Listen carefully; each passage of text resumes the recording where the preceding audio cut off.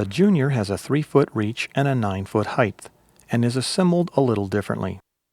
Starting with the pedestal and rear sections, you use this stub section in place of the front section,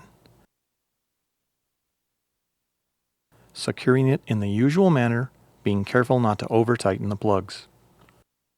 The stub section has its own pulley cable that connects directly to the pedestal. You level it in the same way, and for once, you'll need less weight. With today's lighter video cameras, this configuration can easily be used indoors. It sets up quickly, and it works equally well on track.